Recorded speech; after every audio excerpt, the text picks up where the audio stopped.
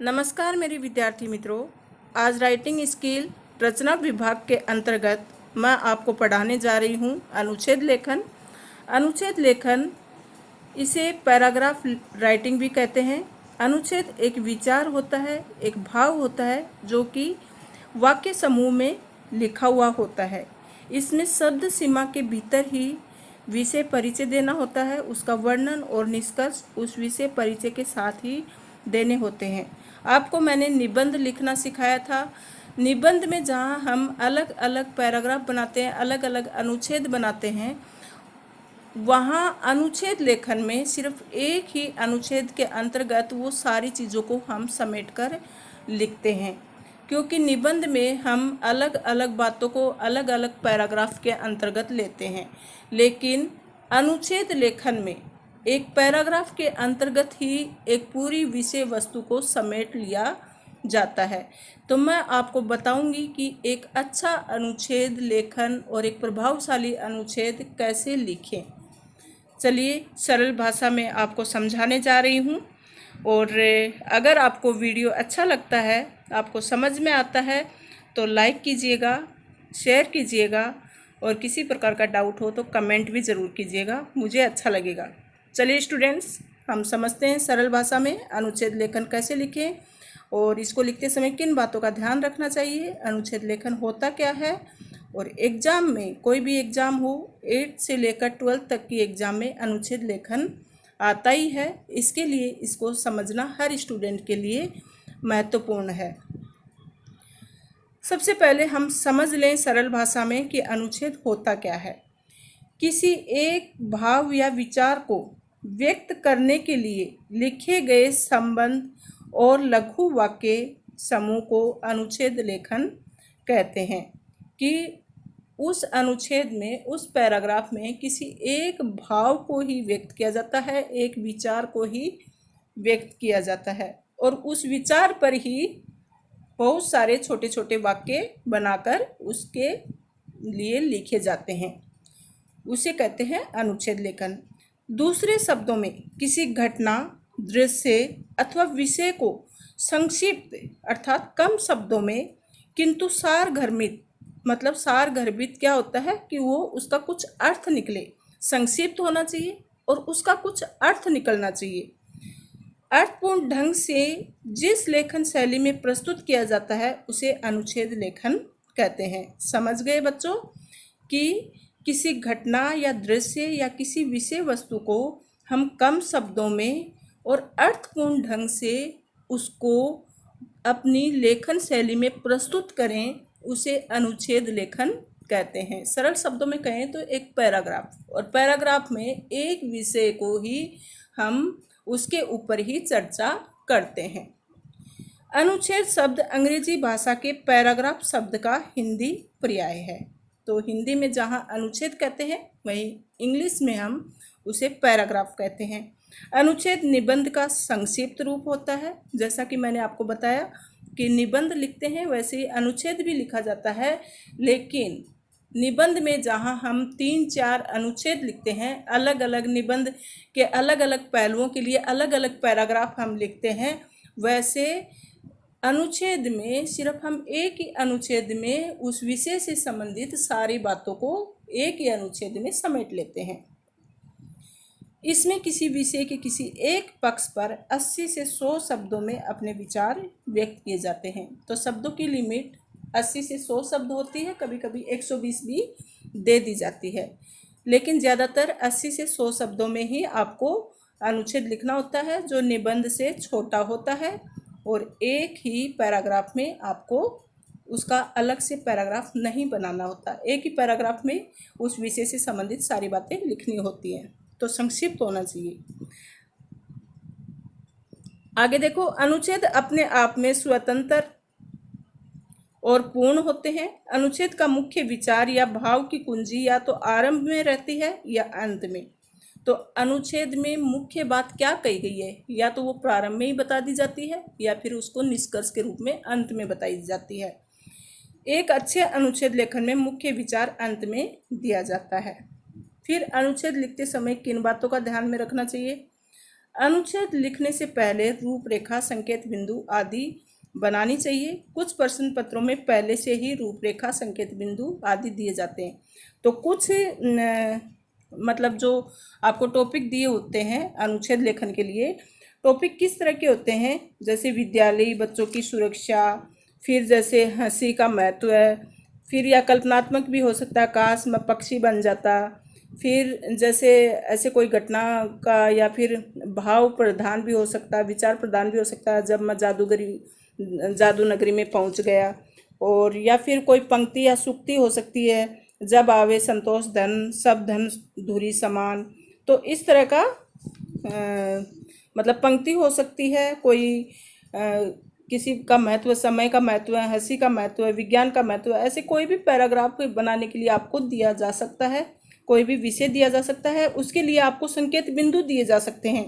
जैसे एक टॉपिक दे दिया कि हंसी का महत्व है, तो उसके लिए हंसी और मनुष्य का तनावपूर्ण जीवन, ऐसा एक बिंदु दे दिया। फिर हंसने का महत्व है, ये बिंदु दे दिया। फिर स्वस्थ तन और मन के लिए आवश्यक, ऐसा एक बिंदु दे दिया।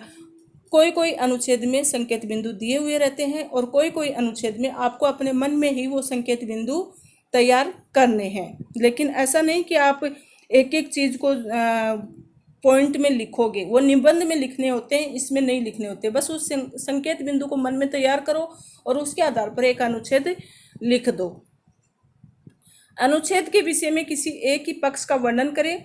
ऐसा इसलिए करना आवश्यक हो जाता है क्योंकि अनुच्छेद में शब्द सीमित होते हैं और हमें अनुच्छेद संक्षेप में लिखना होता है। तो एक ही पक्ष पर बात करनी होती है। जैसे हंसी का महत्व दे दिया, तो हंसी के ही बारे में आपको उसका महत्व बताना होगा, उससे किस तरह से इंसान स्वस्थ रहता है, उसका मन स्वस्थ रहता है, ये सारी चीज़ें हंसी से ही संबंधित आपको लिखनी होगी।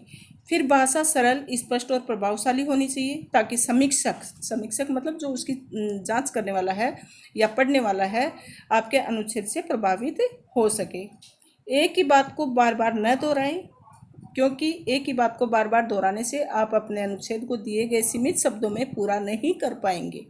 तो क्योंकि ये संक्षिप्त लिखना होता है और उस विषय पर आपको सारी बातें बतानी होती हैं, इसके लिए एक ही वाक्य को आप दोबारा लिखोगे तो ये संक्षिप्त नहीं हो पाएगा। जितने शब्द आपको दिए हैं उसी में उस टॉपिक को कंप्लीट करना रहता है। तो इस बात का आप ध्यान रखें। अनावश्यक विस्तार से बचें, लेकिन विषय से ना हटें।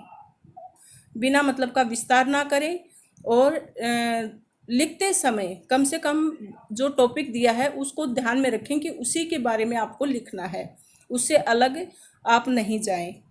आपको भले ही संक्षेप में अपने अनुच्छेद को पूरा करना है, परंतु आपको ये भी ध्यान रखना है कि आप अपने विषय से ना भटक जाएं। शब्द सीमा को ध्यान में रखकर ही अनुच्छेद लिखें। ऐसा करने से आप अपने अनुच्छेद में ज़्यादा से ज़्यादा महत्वपूर्ण बात लिखने की ओर ध्यान दे पाएंगे। तो शब्द सीमा को ज़रूर ध्यान में रखें, और ऐसा करोगे तो आप ज़्यादा महत्वपूर्ण अनुच्छेद लिख पाओगे। पूरे अनुच्छेद में एक रूपता होनी चाहिए। ऐसा नहीं होना चाहिए कि कहीं कोई बात विषय से अलग लगे और पढ़ने वाले का ध्यान विषय से भटक जाए। तो उसमें एक रूपता का मतलब ये है कि आप जो बात लिख रहे हो उससे ही वो जुड़कर आगे वाली बात होनी चाहिए, उससे अलग टॉपिक पर आप बात ना करें, नहीं तो पढ़ने वाले का मन भटक सकता है और विषय को बीच में ही छोड़ सकता है। विषय से संबंधित सूक्ति अथवा कविता की पंक्तियों का प्रयोग भी कर सकते हैं। इससे आपका अनुच्छेद बहुत अधिक प्रभावशाली और रोचक लगेगा। आवश्यक नहीं कि पंक्ति और सूक्तियों का प्रयोग करें, लेकिन अगर करोगे तो आपका अनुच्छेद, आपका पैराग्राफ ज़्यादा प्रभावशाली होगा। अनुच्छेद के अंत में निष्कर्ष समझ में आ जाना चाहिए, मतलब आपने इस अनुच्छेद के माध्यम से क्या बताने की कोशिश की, ये अंत में उसका जिक्र जरूर होना चाहिए, यानी विषय समझ में आ जाना चाहिए। चलिए बच्चों, आपको ये समझ में आ गया होगा कि एक अच्छा अनुच्छेद कैसे लिखें। और अधिक समझने के लिए एक उदाहरण आपके सामने मैं प्रस्तुत करने जा रही हूँ। देखिए कि एक अनुच्छेद को किस तरह से लिखा है। समय किसी के लिए नहीं रुकता, ये एक सूक्ति है, एक वाक्य कहें, सूक्ति कहें, एक पंक्ति है। तो इसके इर्द गिर्द ही आपको ये बताना है। इसमें संकेत बिंदु नहीं दिया हुआ है, बल्कि अगर देना चाहते तो दे सकते थे कि समय का महत्व है, समय से पहले काम निपटाने पर इंसान मानसिक रूप से तनाव से मुक्त हो जाता है।